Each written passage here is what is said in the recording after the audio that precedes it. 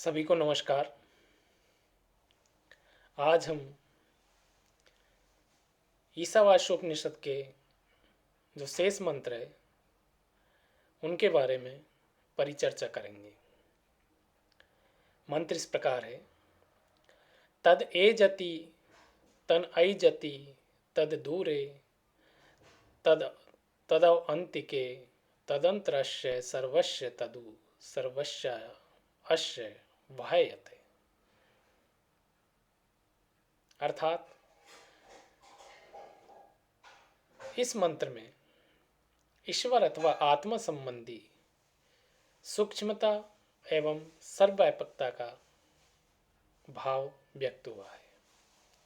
तद एजति, तत् यानी वह, एजति यानी गति करता है अर्थात गतिशील है, यानी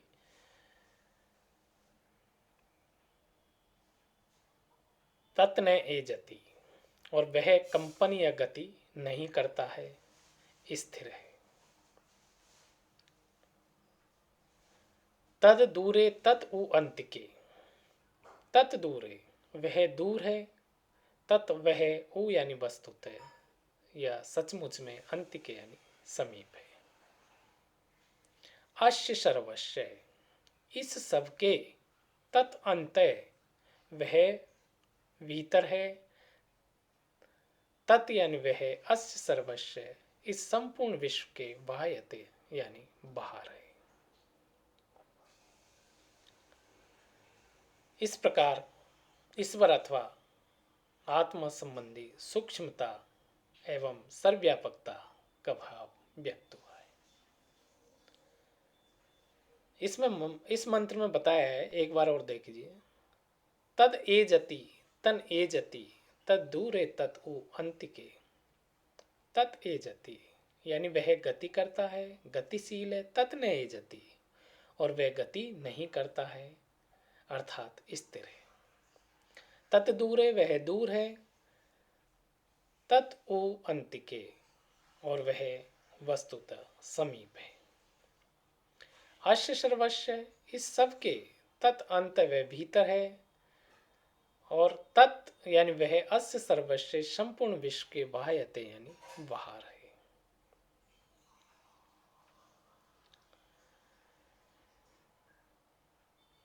विशेष इसका देखिए, आत्मा अथवा ईश्वर के संदर्भ में ऐसे ही भाव अन्यत्र भी प्राप्त होते हैं। मुंडकोपनिषद का वचन है, एजत प्राणन इम ईशच्चयत, अर्थात जिसमें प्राणों की गति निमेषोन्मेष क्रिया होती है वह आत्म तत्व है। मैत्रायणी उपनिषद में स्थिरम अचलम अमृतम अच्युतम ध्रुवम, आत्मा को स्थिर, अचल, अच्युत और नित्य कहा है। आसीनो दूरम व्रजति सयानो याति सर्वत्र, कठोपनिषद का वाक्य है, वह स्थिर होता है, हुआ दूर तक चला जाता है, दूरात सुदूर तदयांति के चे पश्य सुहैव निहितम गुहायाम, वह दूर से भी दूर और निकट से भी निकट है, हृदय की गहन गुफा में स्थित है। वस्तुतः वे इस समस्त जगत के परम आधार है और परम कारण वही है, इसलिए बाहर भीतर सभी जगह में ही परिपूर्ण है, ऐसा गीता में भी कहा है। अगला मंत्र देखिए। यस्तु सर्वाणि भूतान्यात् में अन्ये वानु पश्यति सर्वभूतेषु च आत्मनं ततो ने विजुगुप्सते।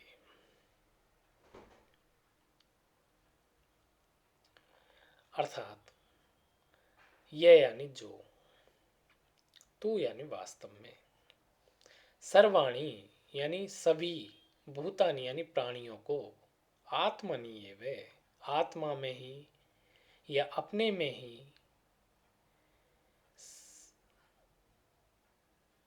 सर्वभूतेषु सब प्राणियों में, च आत्मन है और आत्मा को, अपने को, अनुपश्यति यानी देखता है, तत् यानी वह, न विजुगुप्सते, और न यानी तत् उसके बाद, न यानी नहीं, विजुगुप्सते तिरस्कार करता है या घृणा करता है।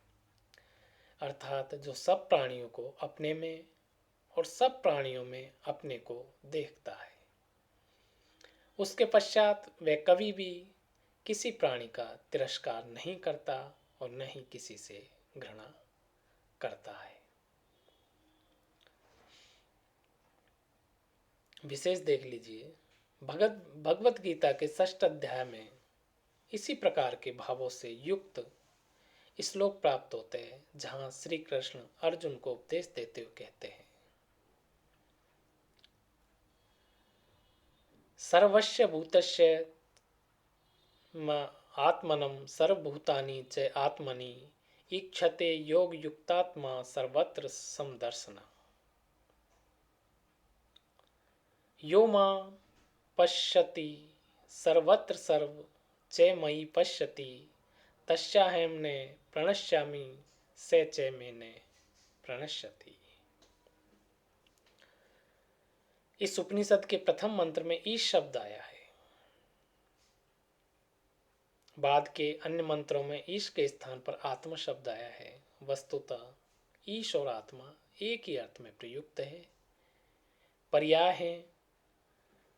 संपूर्ण उपनिषद इस आत्म तत्व के विवेचन से परिपूर्ण है। आत्मा शब्द स्पर्श, रूप, रस और गंध से रहित है, न उसका आदि है और न ही अंत। वह नित्य है, महान से भी महान है। उस आत्मा को जानकर मनुष्य मृत्युपाश से मुक्त हो जाता है। इस शरीर में उस अनिर्वचनीय तत्व को तो द्वंद्वातीत है, अजय है, अमर है, शब्द स्पर्श रूप रस रहित है, आत्मा कहते हैं। आत्मदर्शन को ही आत्म साक्षात्कार कहते हैं। सब में व्याप्त होने से वही आत्मा परमात्मा कहा जाता है। आत्मा का प्रयोग कहीं जीवात्मा के अर्थ में और कहीं परमात्मा के अर्थ में हुआ है। इस मंत्र ने घृणा के भाव को छोड़कर आत्मदर्शन में विश्व प्रेम की ओर बढ़ने का संकेत प्रदान किया। अगला मंत्र देखिए, यस्मिन् सर्वाणि भूतान्यात् में अयवाभूत बीजानत तत्र को मोहे कैसोके एकत्व अनुपश्यत।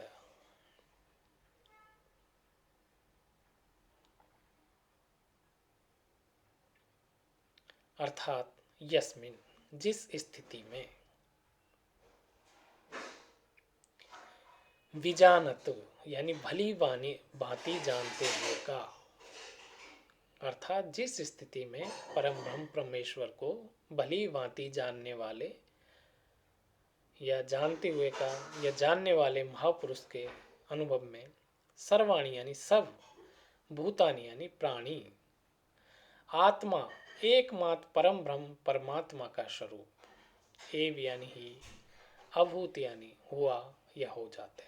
अर्थात जिस स्थिति में परम ब्रह्म परमेश्वर को भली भांति जानने वाले महापुरुष के अनुभव में संपूर्ण प्राणी एकमात्र परमात्मा स्वरूप ही हो चुकते हैं या हो जाते हैं।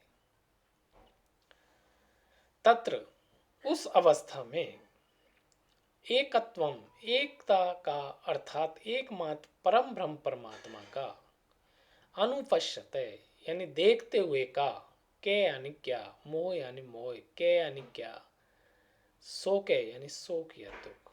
अर्थात उस अवस्था में उस एकमात्र परमेश्वर का निरंतर साक्षात करने वाले पुरुष के लिए कौन सा मोह रह जाता है और कौन सा शोक। वस्तुतः वह शोक मोह में सर्वथा रहित आनंद परिपूर्ण हो जाता है।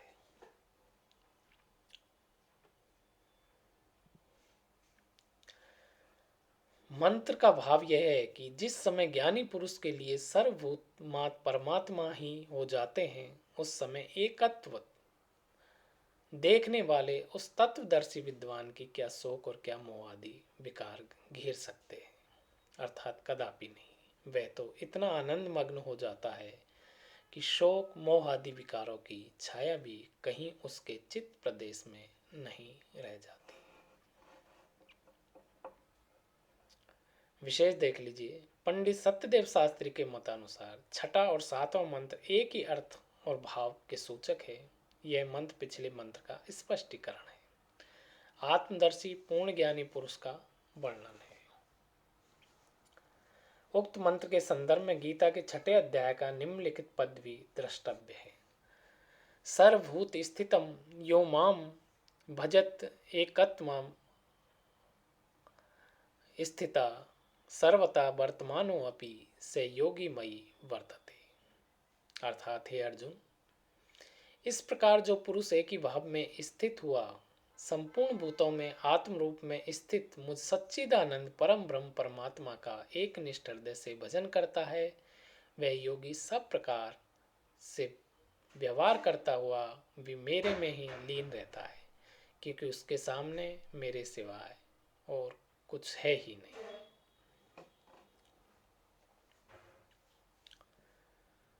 अगला मंत्र देखिए, से पर्यागच्छु क्रम कायम व्रणम स्नाविरम शुद्धम पाप विद्दम कबीर मनीषी परिभू स्वयंभूर्याथा तथ्यतो अर्थान व्यदधाच्छा श्वेतिभ्य समाभ्य।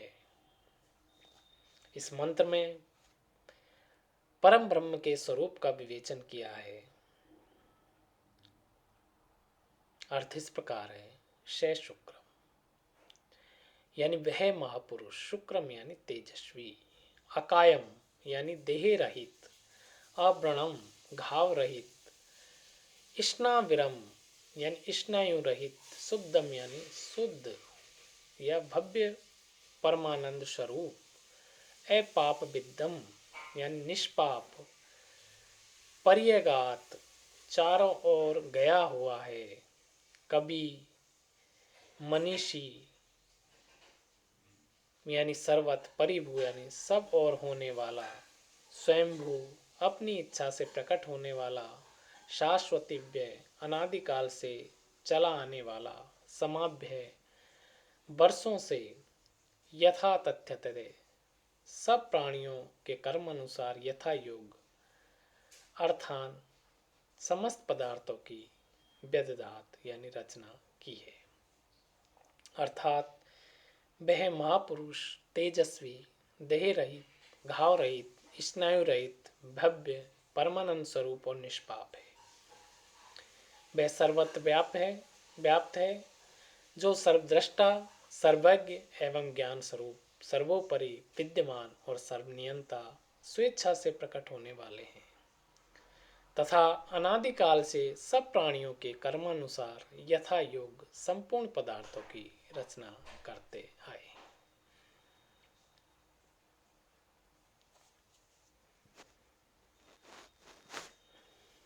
विशेष देख लीजिए, इस मंत्र में आत्म स्वरूप का विशद और स्पष्ट वर्णन है। आत्मा के स्वरूप का वर्णन कर आत्मज्ञानी स्थिर प्रज्ञ पुरुष के लक्षण, स्वरूप और कार्य के विवेचन किया गया है। आत्मा सब और चहु और सर्वत्र आकाशवत व्याप्त है, वह सर्वकाल में है। शुक्र जो शब्द आया, यह विशेषण शुभ्र, उज्ज्वलता, पवित्रता, वीर्य और सामर्थ्य का द्योतक है। कठोपनिषद में कहा गया है, तद एकम शुक्रम तद ब्रह्म तद एवा अमृतम उच्यते। शुक्र ब्रह्म के अर्थ में प्रयुक्त हुआ है, वही शक्ति, सामर्थ्य, शुभ्रता एवं पवित्रता का मूल स्रोत है। अकायम जो शब्द आया है, वह अकाय है, शरीर रहित है, लिंग शरीर और कारण शरीर से परे है। अव्रणम जो शब्द आया है, घाव रहित है, शरीर में घाव होने से उसके कष्ट से जीव को कष्ट होता है। आत्मा शरीर नहीं है, अतएव शरीर में व्रण, दंश और आदि कष्टों से वह सदा अप्रभावित रहता है। अपाप विद्यम पाप और पूर्ण शरीर के और मन के धर्म है, अतः आत्मा पाप पूर्ण से रहित है। न पुण्य पापे मम नास्ति नाशे। कवि। आत्मा कवि है, वे कांतदर्शी अर्थात त्रिकालदर्शी है। मनीषी, मनशय ईशी इति मनीषी अर्थात वे मन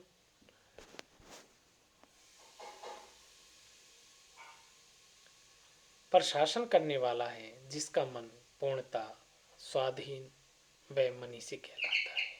परिभू जो शब्द है चारों ओर सर्वत्र रहने वाला